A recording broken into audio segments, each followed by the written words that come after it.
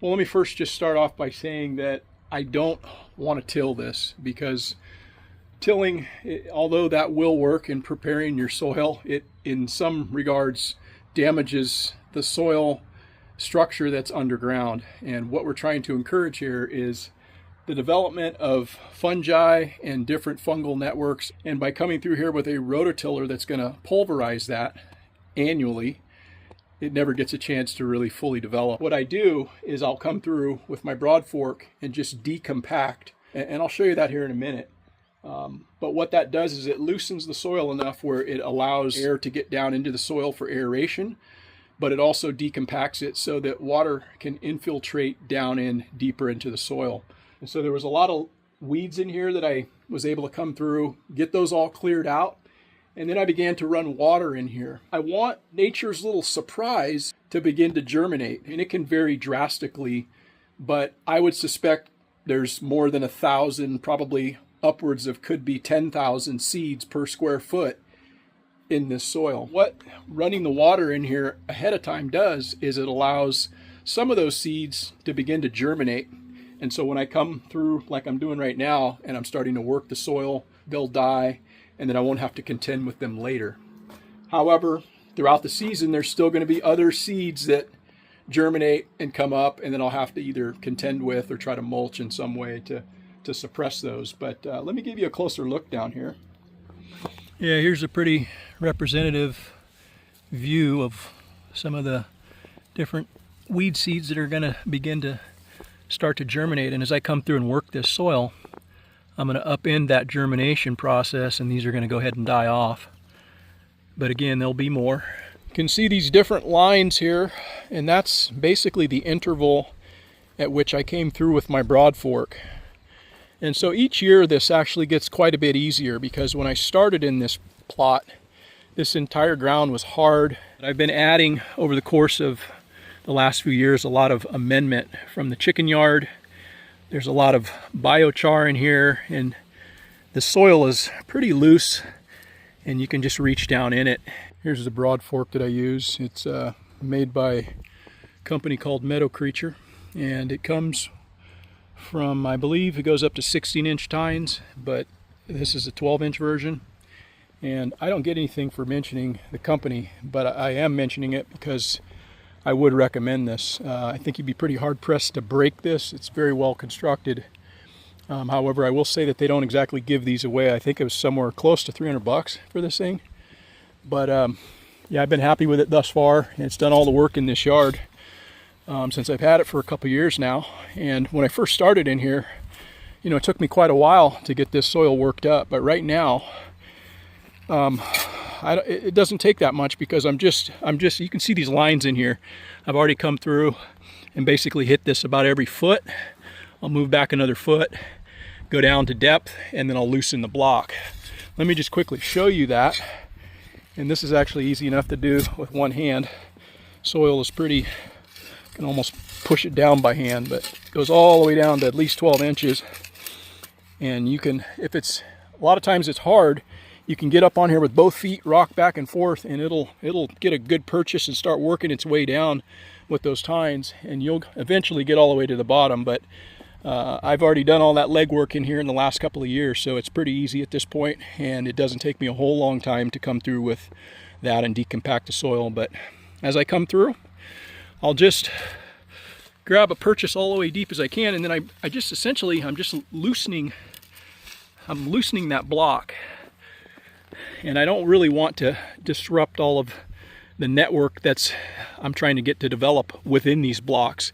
Not only the fungal development, but also just the soil life. There's a lot of worms and different things that are living down in here now that it's wet and that it's someplace that they want to be. So I'm not trying to come through here with a rototiller and just pulverize that and turn it to dust.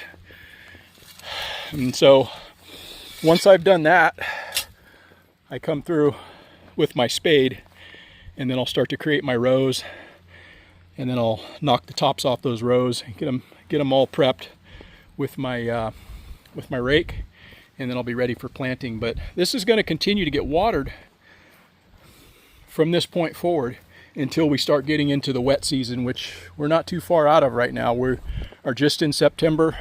I like to get my garlic planted by September 15th, so I'm right on schedule, if not maybe a little bit before. But I'll probably be planting garlic in here within the next, I don't know, week or so. I've got a little bit more work to do in here, but I just wanted to kind of show you what I do in this space. It's a no-till space that's got a lot of chicken compost. It's got a lot of biochar that I've made here on the property, and this soil block is really starting to come into its own. I've already amended this this year, and I brought in probably about a yard of compost from the chicken yard, and I spread that over the top of this. And then I'm going to come back through once I get everything all lined up, and then I'll probably add another organic amendment in here as well, just to kind of help to feed the soil and the soil life. Yeah, one of the things that I do is I'll come through in these troughs in between the rows, and I'll add a layer of wood chip, and that wood chip is going to not only act as weed suppression in between the rows, but it will help to retain water as well. And where are you going, man? It'll break down over the course of the next year, and as that gets worked into the soil, it starts to add a pretty good amount of fungal growth in here. You can see some of the strands coming off of some of this wood chip that's in here, and that's what we're trying not to be too disruptive of. We want to continue to allow this sort of thing to be underground and to just do what it does in decomposing. And if I were to come through here and break all of this up, you kind of disrupt and end that process. But you can see there's a lot of little chunks of biochar in here that are starting to get well incorporated into this soil, and I'm really happy with how this is turning out, given what it looked like when I started originally.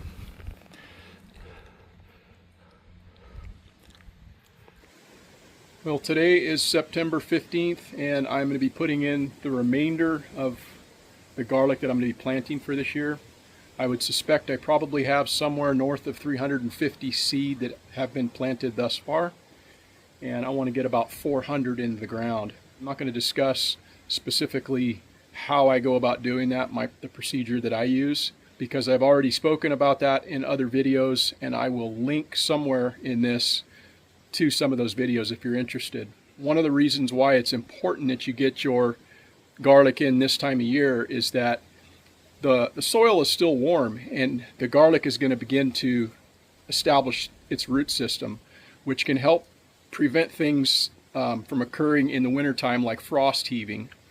As the soil takes on water, that water is going to freeze, and then as it expands, it can potentially pop out the garlic out of the ground without well-established roots. And so it's really good to get that established before we get directly into the cold season, in advance of the vernalization period.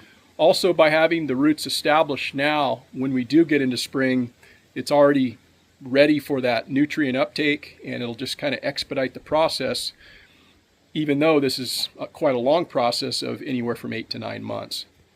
And so I'm going to go ahead and put the remainder of this garlic in this morning, and then I'll probably be bringing in some wood chip to act as a weed suppressor and moisture retainer in between my rows.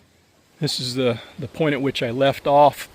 All of this has been planted in these rows, but I'm going to probably put another 50 or so seed in this section. The other half of this plot's going to be saved for onion planting, which will occur around Valentine's Day. Thanks for watching. Please consider subscribing to the channel. See you in the next video.